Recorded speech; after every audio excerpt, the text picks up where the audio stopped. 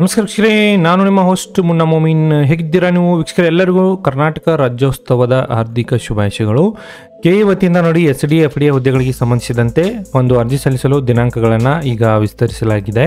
ಬನ್ನಿ ಇನ್ನು ಏನೇನು ಅಪ್ಡೇಟ್ ಅನ್ನ ಮಾಡಿದ್ದಾರೆ ನೋಡುತ್ತಾ ಹೋಗೋಣ. ಇಲ್ಲಿ ನೋಡೋದಾದ್ರೆ ನೋಡಿ, ನಿನ್ನೆ ರಾತ್ರಿ 10 ಗಂಟೆಗೆ ಇದೊಂದು ನೋಟಿಫಿಕೇಶನ್ ಅನ್ನ ಇಲ್ಲಿ ಅಪ್ಡೇಟ್ ಮಾಡಿದ್ದಾರೆ ನೋಡಿ.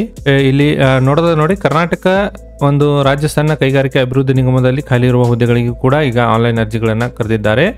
ಸದ್ಯಕ್ಕೆ ಈಗ SDFD ಹುದ್ದೆಗಳಿಗೆ 14/11/2025 ನೀವು ಆನ್ಲೈನ್ ಮೂಲಕ ಅರ್ಜಿ ಸಲ್ಲಿಸಲು ಅವಕಾಶವನ್ನು ಕೊಟ್ಟಿದ್ದಾರೆ. ಅದೇ ರೀತಿ 15/11/2025 ನೀವು ಆನ್ಲೈನ್ ಮೂಲಕ ಅರ್ಜಿ ಸಲ್ಲಿಸಿ ಒಂದು ಶುಲ್ಕ ಪಾವತಿಸಲು ಒಂದು ಕೊನೆ ದಿನಾಂಕವನ್ನು ಕೊಟ್ಟಿದ್ದಾರೆ. ಇದರ ಜೊತೆಗೆ ನಮ್ಮ ಕರ್ನಾಟಕದ ರಾಜ್ಯ ಸಣ್ಣ ಕೈಗಾರಿಕೆ ಅಭಿವೃದ್ಧಿ ನಿಗಮ ನಿಯಮಿತದಲ್ಲಿ ಖಾಲಿ ಇರುವ ಉಳಿಕೆಯ ಮೂಲ ವೃಂದ ಹಾಗೂ ಕಲ್ಯಾಣ ಕರ್ನಾಟಕ ವೃಂದದ ಹುದ್ದೆಗಳಿಗೆ ಅರ್ಜಿಗಳನ್ನು ಈಗ ಅರ್ಜಿಗಳನ್ನು ಕರೆದಿದ್ದಾರೆ ನೋಡಿ.